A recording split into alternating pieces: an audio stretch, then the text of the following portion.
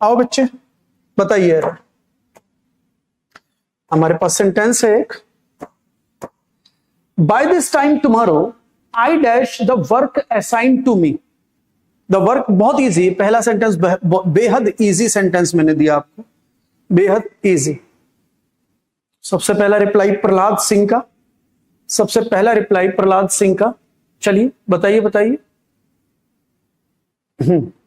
देखिए बेटा, कहता है by this time tomorrow I dash the work assign to me.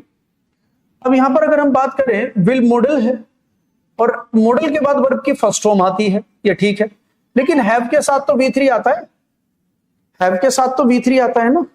Model के साथ अगर वर्ब की फर्स्ट फॉर्म आती है तो हैव वर्ब की फर्स्ट फॉर्म है, ये ठीक है, लेकिन जो हैव है उसके साथ तो वर्ब की थर्ड फॉर्म आती है, लेकिन डिड तो वर्ब की सेकंड फॉर्म, तो ये गलत है। तो इसका मतलब है ये रॉन्ग है, ये लग नहीं पाएगा। विल डू, मॉडल के बाद वर्ब की फर्स्ट फॉर्म विल डू, तो शायद विल डू हो जाए, शायद। अभी देखते हैं। अब जैसे हमने कहा मॉडल के बाद हैव के बाद V3, तो ये भी हो सकता है, तो शायद हो जाए। तो इन दोनों में से एक टाई हो गया। और विल बी डन, ये पैसिव वॉइस है, मॉडल का पैसिव वॉइस है। तो लेकिन पहले देखो सेंटेंस एक्टिव वॉइस है या पैसिव वॉइस है।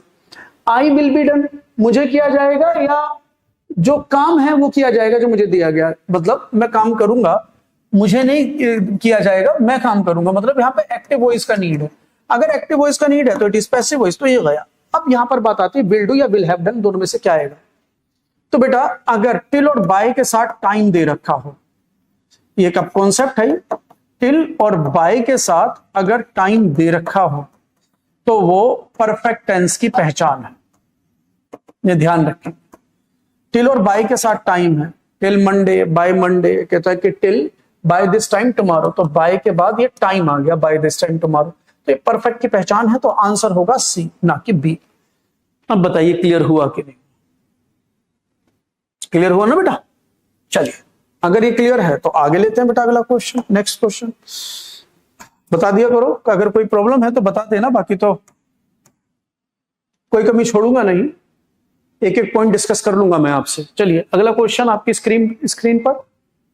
All the young boys and girls in the family will try his luck in the card games tonight. हाँ बताइए, ABCD, दो का ABCD, दो का ABCD। चलो रिप्लाई आ रहे हैं।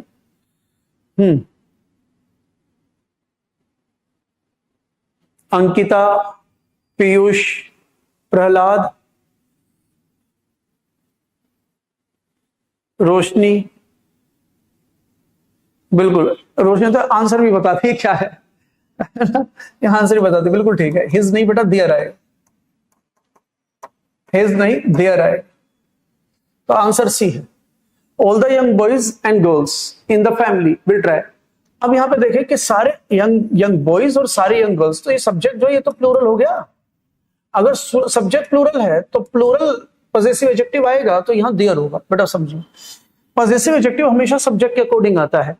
अगर आई है तो पॉजेसिव एडजेक्टिव हो जाएगा माई, और अगर सब्जेक्ट है हमारा वी तो पॉजेसिव एडजेक्टिव हो जाएगा अवर। ठीक है, इसी प्रकार से हमारा अगर सब्जेक्ट है वन तो पॉजेसिव एडजेक्टिव जो हो जाएगा वो हो जाएगा वंस। उसी प्रकार से अगर हमारा सब्जेक्ट है एवरीवन तो हमारा पॉजेसिव एडजेक्टिव हो जाएगा हिज। तो ये ध्यान रखें, तो जैसा सब्जेक्ट होता है वैसा पॉजेसिव एडजेक्टिव। तो हमारा सब्जेक्ट है all the young boys and girls, तो ये यंग बॉयज एंड गर्ल्स, तो सब्जेक्ट हमारा प्लूरल है तो प्लूरल पॉजेसिव एडजेक्टिव देयर लगेगा। तो आंसर जो हो जाएगा वो सी हो जाएगा, इन place of his use their. ये पॉजेसिव एडजेक्टिव का एरर। गुड। चलिए अगला क्वेश्चन आपकी स्क्रीन पर। Neither he nor his brother can work faster than me. Neither he nor his brother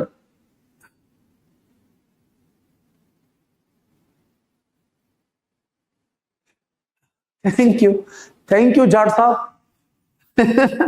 thank you Jat साहब। हाँ जी, शुक्रिया, मेहरबानी करम। Neither he nor his brother can walk faster than me. Error बताओ बेटा, थर्ड का आंसर दो, थर्ड का ABCD। Waiting for your reply. Prahlad,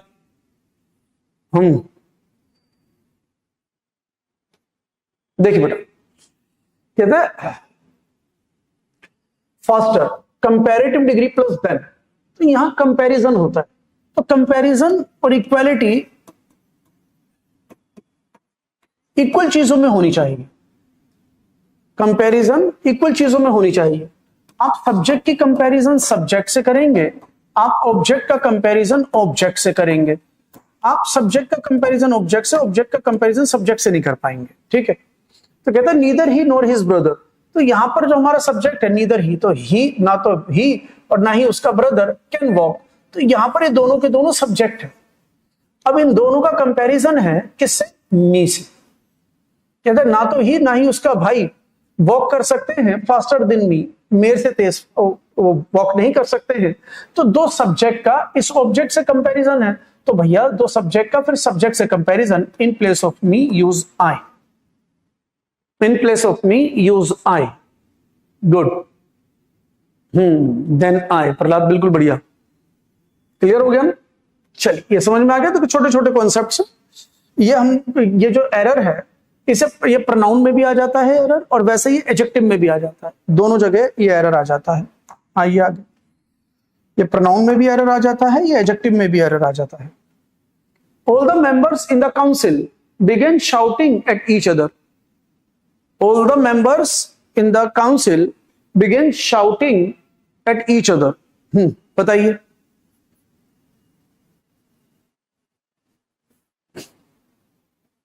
हाँ जी, फोर का आंसर दीजिए। आया आपका रिप्लाई। देखिए बेटा, अब हमारा ये प्रोनाउन से रिलेटेड एरर है, इसे क्या कहते हैं? हमारे पास है दो शब्द, दो प्रोनाउन है, एक ईच अदर और एक होता है वन अनदर, एक होता है वन अनदर।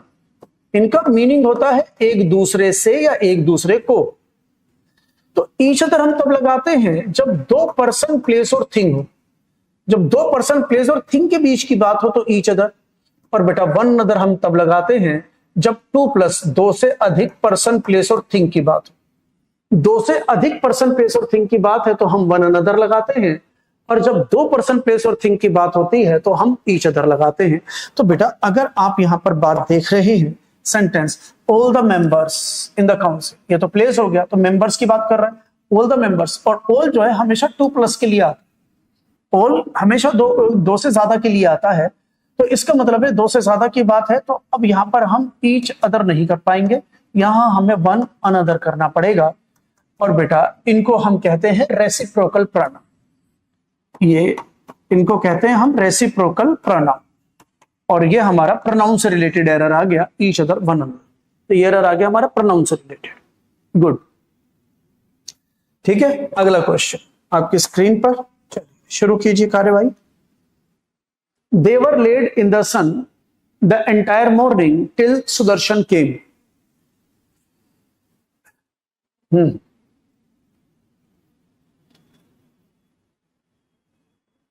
एरर बिल्कुल बिल्कुल, विजय बिल्कुल ठीक कहा। ऑल जो है 2+ के लिए आता, बिल्कुल ठीक कहा। हाँ जी, 5 का ABCD, 5 का ABCD बताइए बताइए। अंकिता गलत रिप्लाई करके रिमूव कर दिया, बहुत बढ़िया। चलो देखो अभी, हाँ जी ध्यान दीजिए।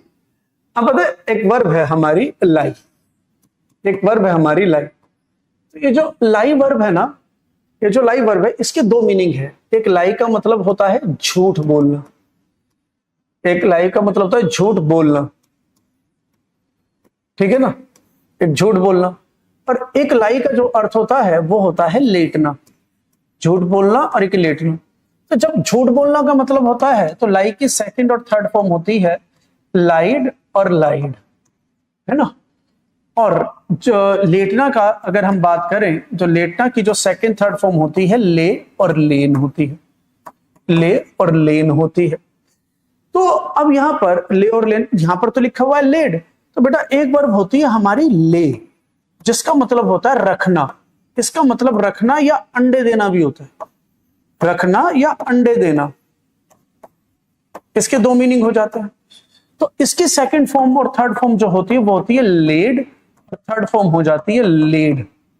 तो भाई देवर लेड, वो देवर लेड, उन्होंने रख दिया या उन्होंने अंडे दे दिए, तो भाई ये तो कहीं सेंस ही नहीं बनेगा। और अगर वो सन की बात कर रहा है, पूरी एंटायर मॉर्निंग और सन की बात कर रहा है सुदर्शन के आने से पहले, तो इसका अर्थ ये हुआ कि यहां पर वो लेटने की बात कर रहा है, क्योंकि सन के अंदर सुबह सुबह लेटने की बात कर रहा है। और अगर वो लेटने की बात कर रहा है तो मतलब फिर लाइव वर्ब लगेगी। और बेटा अगर आप सेंटेंस का सेंस देखें तो यहां पर आईएनजी फॉर्म लगेगी, पास्ट कंटीन्यूअस। और अगर आईएनजी फॉर्म लगेगी तो हमें लगाना पड़ेगा कि जैसे फिफ्थ फॉर्म जो हमारी फोर्थ फॉर्म जो लगेगी आईएनजी, देवर लाइंग, तो LYING। तो यहां पे ले की जगह लाइंग करना पड़ेगा LYING, लाइंग। तो देवर लाइंग, वो लेटे हुए थे सूरज की रोशनी में, विटामिन डी ले रहे थे पूरी एंटायर मॉर्निंग, सुदर्शन के आने से पहले वो लेटे हुए थे। तो यहां पर लेड की जगह पर लाइंग का यूज किया जाएगा। क्लियर हुआ कि नहीं? तो ये वर्ब एरर है, वर्ब से आया हुआ एरर है। ओके, ठीक है, done. Next question. That was a good conversation, look forward to meet you, look forward to meet you.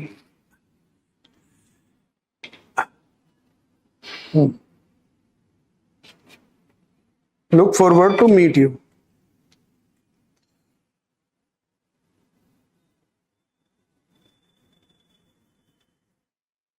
बताओ बताओ, आंसर बताओ।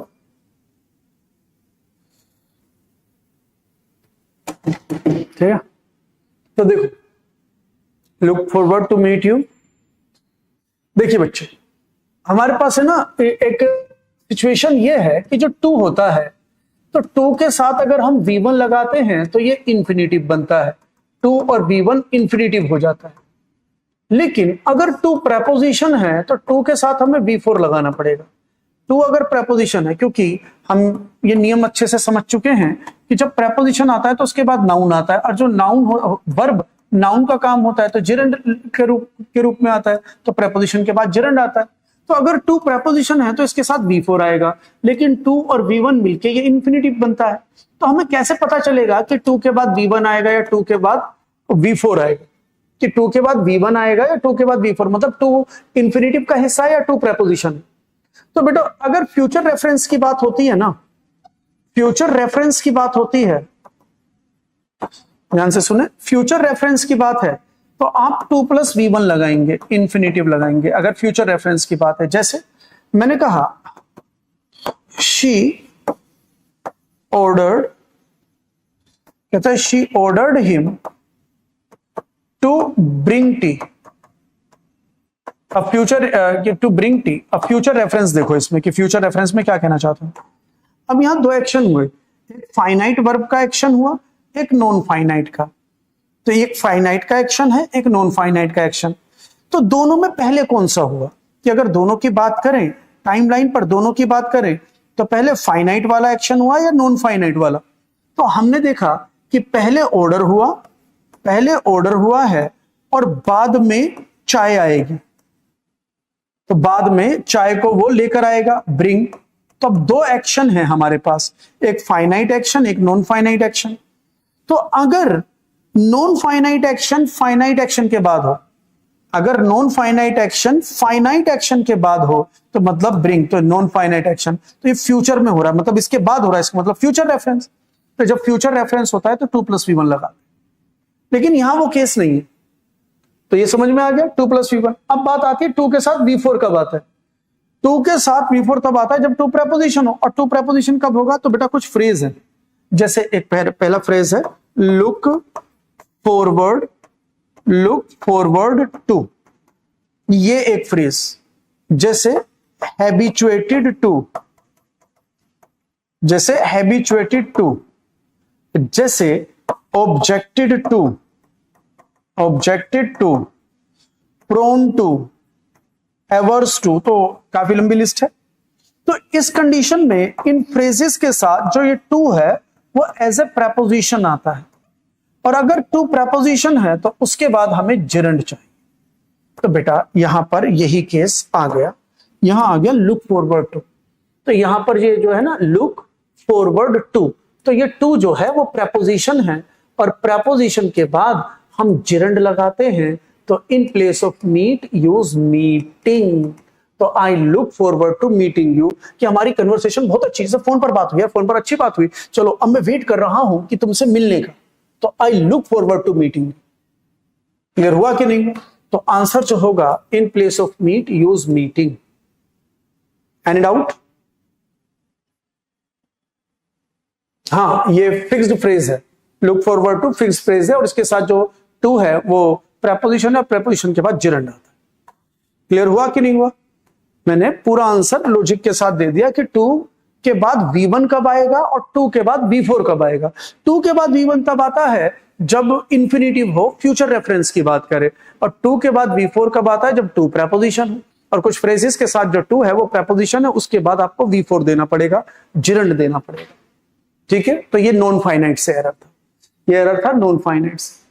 Don't you get involve, Sandhya whispered urgently to him.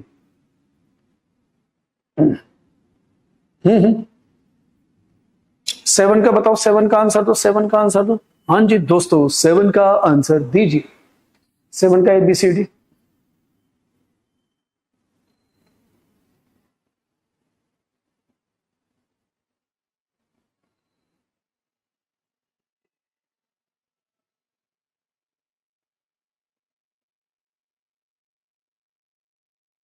अरे कौन है?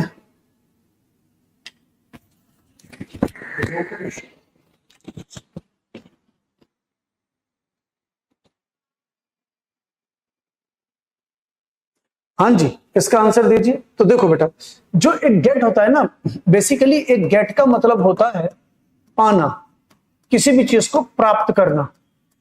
तो तब ये एक जो वर्ब होती है ये इरेगुलर वर्ब होती है, लेकिन एक गेट पॉजिटिव वर्ब भी होती है। पॉजिटिव वर्ब क्या होती है? जब सब्जेक्ट काम ना करे, सब्जेक्ट किसी और से काम करवाए। तो जैसे मैं एक सेंटेंस बोलूं कि भाई आई विल गेट माई, कहता I will get my mobile, I will get my mobile repaired, I will get my mobile repaired, कि मैं अपने मोबाइल को रिपेयर करवाऊंगा। तो यहां सब्जेक्ट काम नहीं कर रहा, सब्जेक्ट किसी और से काम करवा रहा है। तो जो गेट है वो पॉजिटिव वर्ब है। और बेटा जब गेट पॉजिटिव वर्ब का काम करती है, जब गेट पॉजिटिव वर्ब का काम करती है, तो बेटा उस कंडीशन में गेट के साथ हमें V3 लगाना पड़ता है। ये समझ, तब गेट आया तो हमें रिपेयर्ड V3 देना पड़ा। तो यहां वही है गेट इन्वॉल्व। तो अगर, क्योंकि इन्वॉल्व कौन हो रहा है? कोई और, डोंट यू गेट इन्वॉल्व। तो अब यहां पर जो गेट आया तो गेट के बाद आपको V3 देना पड़ेगा, इन्वॉल्व्ड करना पड़ेगा, डोंट यू गेट इन्वॉल्व्ड। बहुत बढ़िया, समझ में आ रहा है? तो पॉजिटिव वर्ब के रूप में है। तो यहां गेट इन्वॉल्व की बात होगी तो इन्वॉल्व की जगह इन्वॉल्व होगा। डन? अगर ये बात समझ में आई तो अगला लेते हैं। अगला question, visitors were not permitted entering the park after dark. तो visitors were not permitting entering the park. हाँ जी, नेक्स्ट क्वेश्चन 8, क्वेश्चन नंबर 8 का रिप्लाई कीजिए।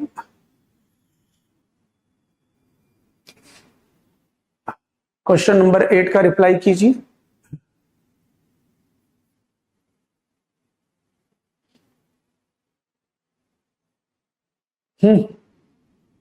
चलिए तो देखिए, विजिटर्स वर नॉट परमिटेड। तो बेटा देखो, ये नॉन फाइनाइट से एरर है, ये नॉन फाइनाइट से एरर है।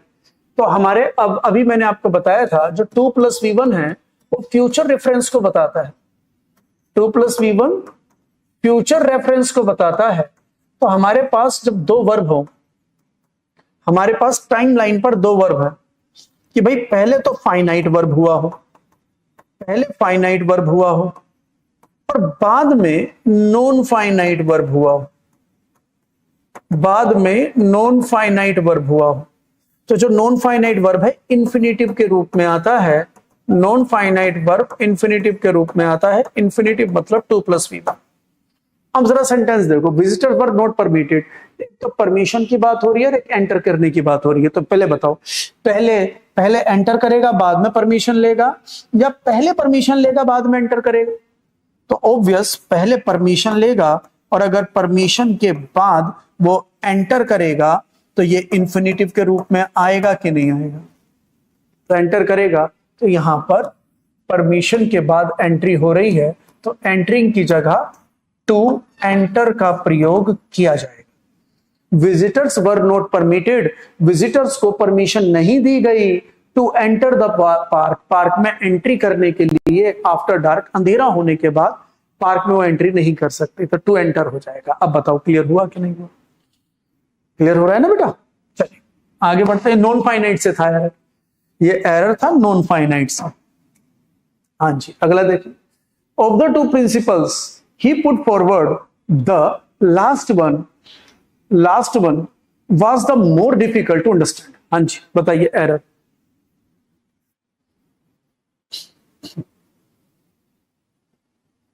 बोलिए बोलिए।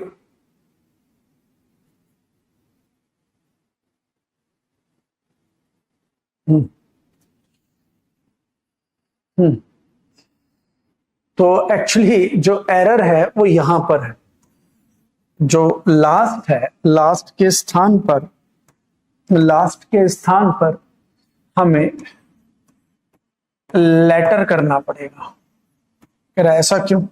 तो देखो बेटा, एक होता है पॉजिटिव डिग्री, एक होता है कंपैरेटिव डिग्री, एक होता है सुपरलेटिव डिग्री। हमारी एक ये हमारा एक वर्ड है लेट, इसका जो ये लेट जो है पॉजिटिव डिग्री है, लेट पॉजिटिव डिग्री है। अब इसका जो कंपैरेटिव डिग्री होता है वो होता है लेटर, और सुपरलेटिव डिग्री जो होता है वो होता है लास्ट। और हम जानते हैं कि बेटा अगर एक का एक से कंपैरिजन हो, तो हम एक का एक से कंपैरिजन हो, जब दो पर्सन प्लेस और थिंग में कंपैरिजन हो, तो हम कंपैरेटिव डिग्री लगाते हैं। और सुपरलेटिव डिग्री कब लगाते हैं? जब एक का कंपैरिजन ज्यादा से हो, या फिर सिलेक्शन दो से ज्यादा में से दो से ज्यादा पर्सन प्लेस थिंग में से एक को चुनना, या एक का कंपैरिजन एक से ज्यादा, दो या दो से ज्यादा लोगों से, एक का कंपैरिजन एक से हो रहा है, दो पर्सन इन्वॉल्व हो रहे हैं तो कंपैरेटिव डिग्री, दो से ज्यादा की बात है तो सुपरलेटिव डिग्री। तो अब यहां पे चेक करो, ऑफ द टू प्रिंसिपल्स, तो यहां बात दो की कर रहा है, और of the two principle, of का मतलब होता है यहां पर में से, ये सिलेक्शन को बता रहे में से, यहां पर में से। तो कह रहा है ऑफ द टू प्रिंसिपल्स के दो सिद्धांतों में से, ही पुट फॉरवर्ड, उसने जो आगे रखा द लास्ट वन, तो मतलब दो सिद्धांत है, एक ये, तो उसने बाद वाला सिद्धांत आगे रखा, पहले वाला नहीं। तो ये दो की बात कर रहा है, तो दो की बात कर रहा है तो कंपैरेटिव डिग्री लगेगा, सुपरलेटिव डिग्री नहीं। तो in place of last use latter LATTER, जिसका मतलब है बाद वाला। अगर इसकी हिंदी में बात करें तो एक होता है बाद वाला, और एक लेटर होता है LATER, ये टाइम को बताता है, इसका मतलब होता है बाद में, इसका अर्थ होता है बाद में। क्लियर हुआ कि नहीं हुआ?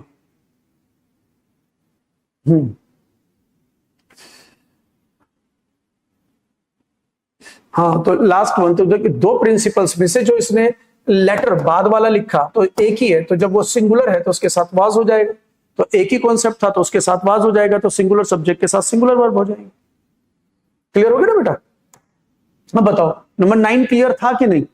नंबर 9 क्लियर हुआ कि नहीं हुआ? यस और नो बताओ, फिर 10 पर आओ। पहले बताओ नंबर जो 9 है वो क्लियर है कि नहीं? यस और नो बताओ पहले, तो नहीं तो मैं दोबारा समझा दूं और फिर नंबर 10 पर आओ, ठीक है? तो बेसिकली लास्ट जो लगता है 3 या 3 से ज्यादा के लिए, मतलब जब आप सिलेक्शन का केस लेते हैं, जब एक का कंपैरिजन दो या दो से ज्यादा से, सुपरलेटिव। हाँ, तो अब क्लियर हो गया, चल दैट्स इट। तो अब आ जाओ इस पर, फिर तो समझ में आ गया, तो अब आ जाओ। No man in our country is as rich as he is. No man in our country is as rich as he is. बताएं। हम्म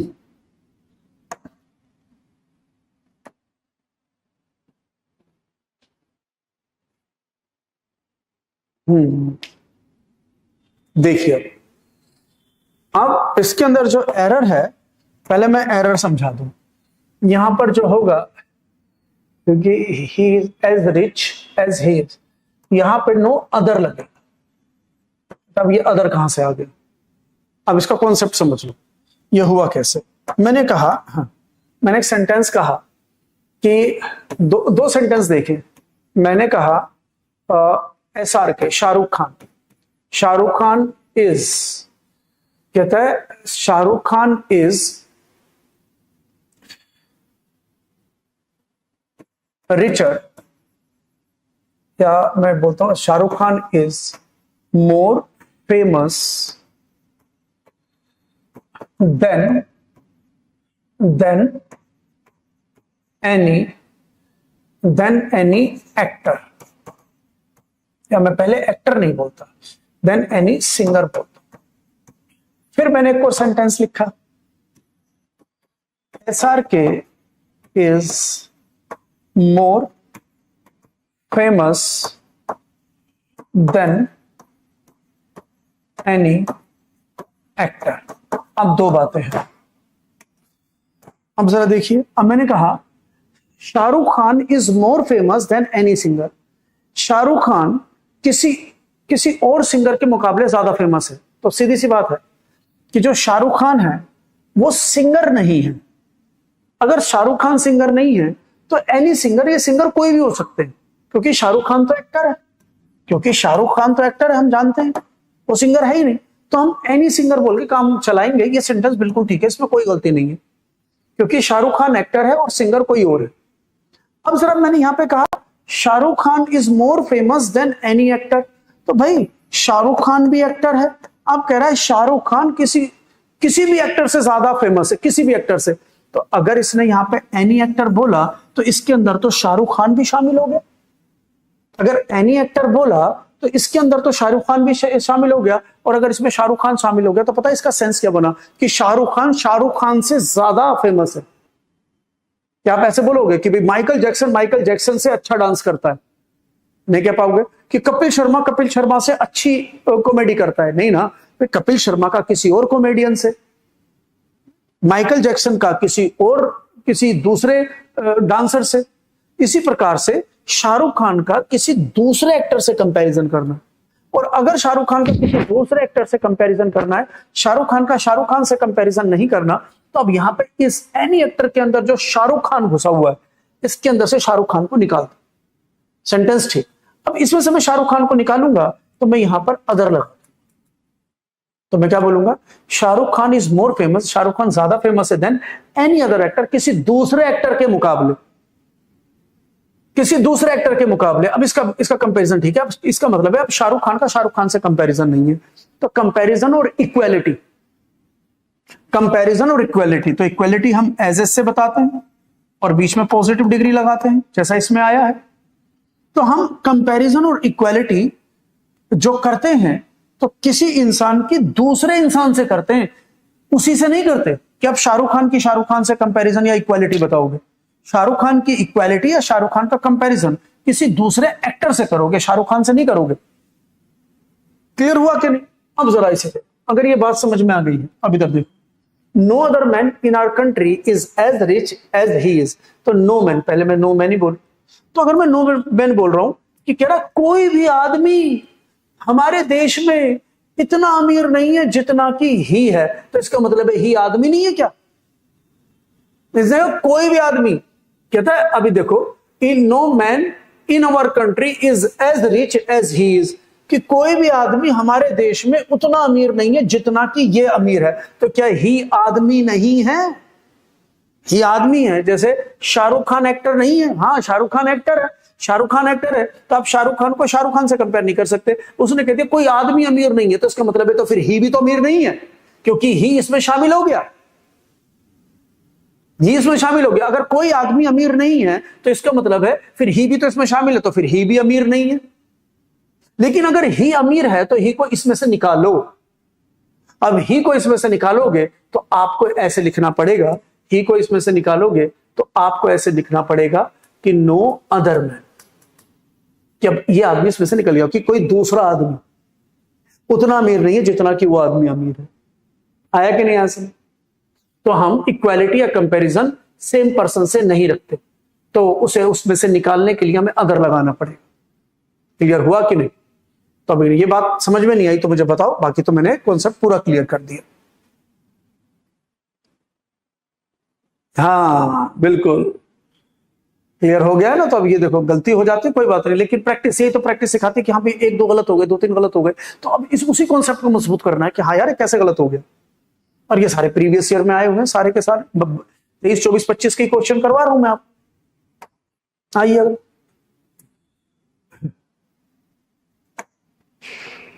are you yet afraid of going out in the dark? Are you yet afraid of going dark in going out in the dark? अरे बताओ ABCD।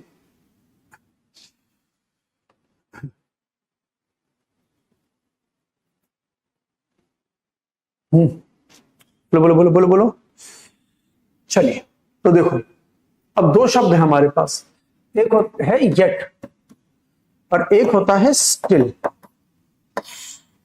तो yet का जो मतलब होता है वो अभी तक, ये भी एडवर्ब है। स्टिल का मतलब होता है अभी भी, स्टिल का मतलब होता है अभी भी।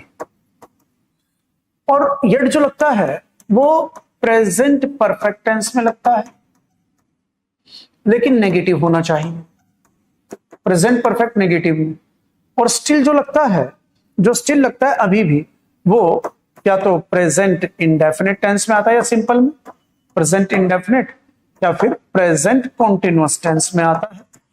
और ये जो है ये एडवर्ब ऑफ फ्रीक्वेंसी है, ये हेल्पिंग वर्ब और मेन वर्ब के बीच में आता है स्टिल। स्टिल हेल्पिंग वर्ब के बाद और मेन वर्ब से पहले, लेकिन येट जो आता है एट द एंड, ये येट हमेशा सेंटेंस के एंड में आता है। ठीक है, अब जैसे मैंने बोलूं, अब मैं बोलूं कि she hasn't cooked food yet, तो ये ठीक है कि उसने अभी तक खाना नहीं पकाया है, अभी तक खाना नहीं पका, तो जो एक्शन पास्ट में नहीं हुआ था वो अभी भी नहीं हुआ है, तो ये प्रेजेंट परफेक्ट के नेगेटिव में आता है येट। अब मैं इसकी बात करूं तो हम इसे ऐसे बोल सकते हैं, he is still working here,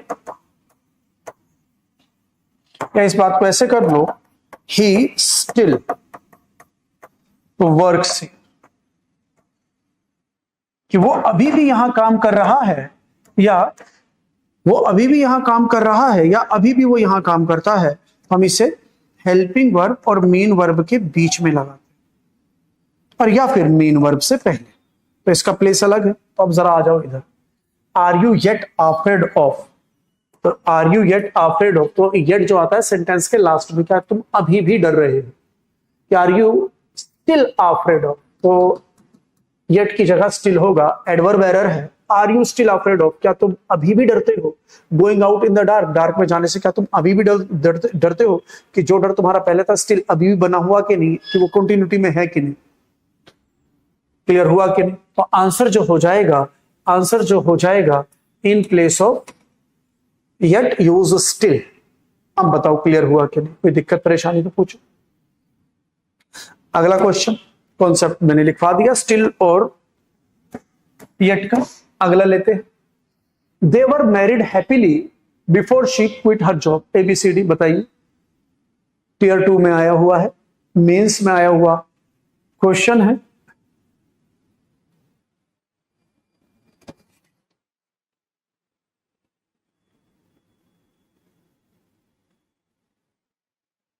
answer it बेटा, आंसर इट।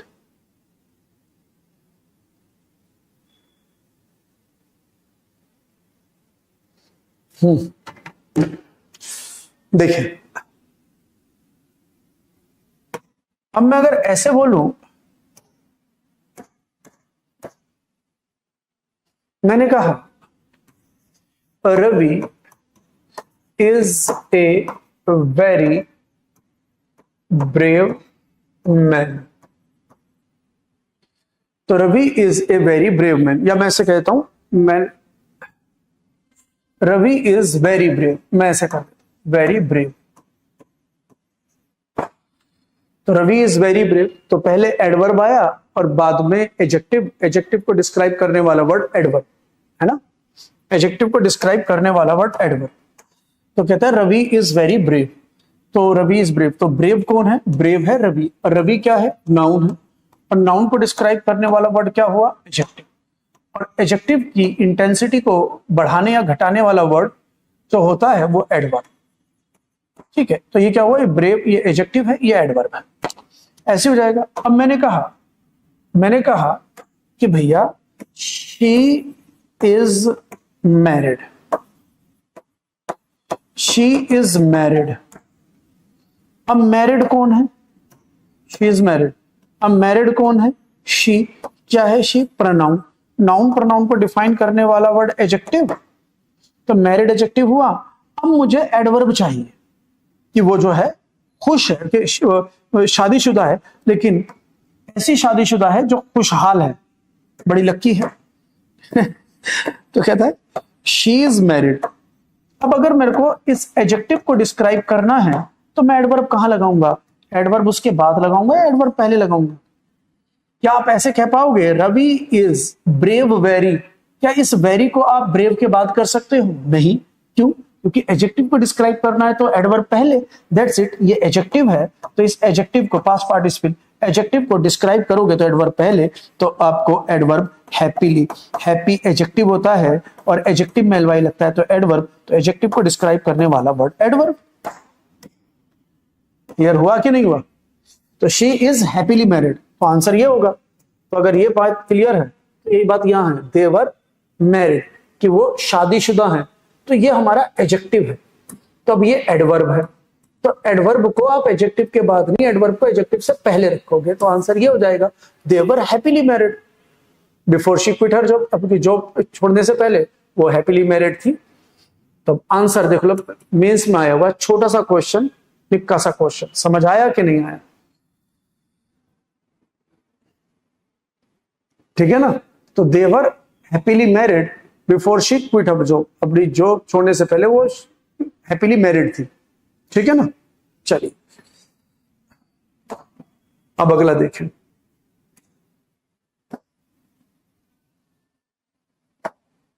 बताइए we can not postpone discussion on this issue although it is urgent. बताइए जल्दी। अरे बताओ बच्चे।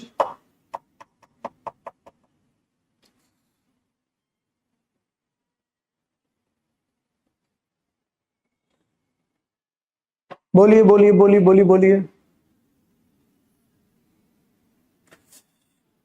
नहीं मिल रहा? नहीं मिल रहा?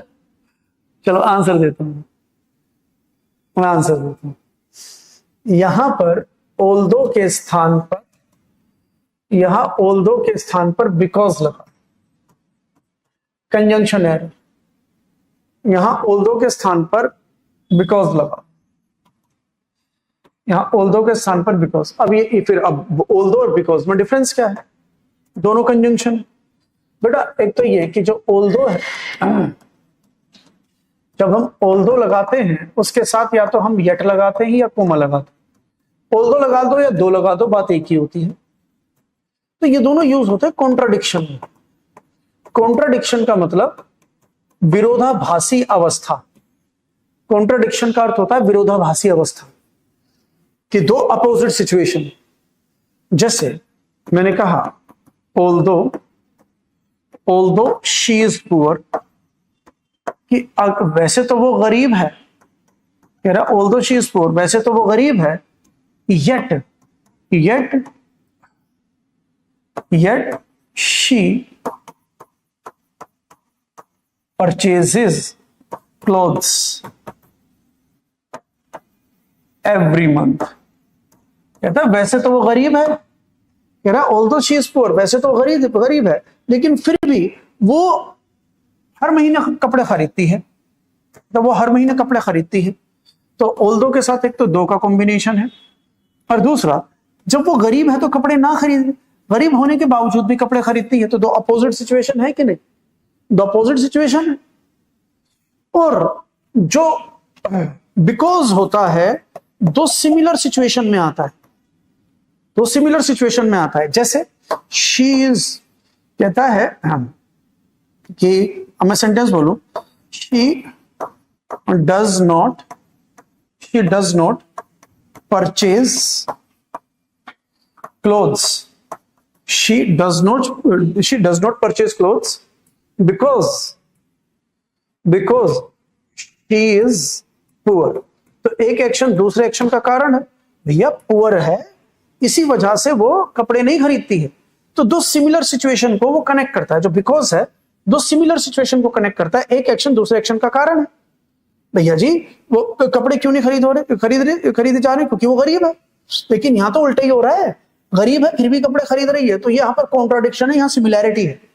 तो जब दो एक्शन में सिमिलैरिटी हो बिकॉज लगाओ, जब दो एक्शन में कॉन्ट्राडिक्शन हो तो ऑल्दो और येट लगाओ। अब जरा इसे पढ़ो, अब क्या कहता है, we can not postpone discussion on this issue, कि we can not postpone discussion on this issue, कह रहा है कि इस इश्यू के ऊपर, इस इश्यू के ऊपर जो डिस्कशन है वो पोस्टपोन नहीं हो सकता, क्योंकि ये अर्जेंट है कि इसको अभी डिस्कस कर लो।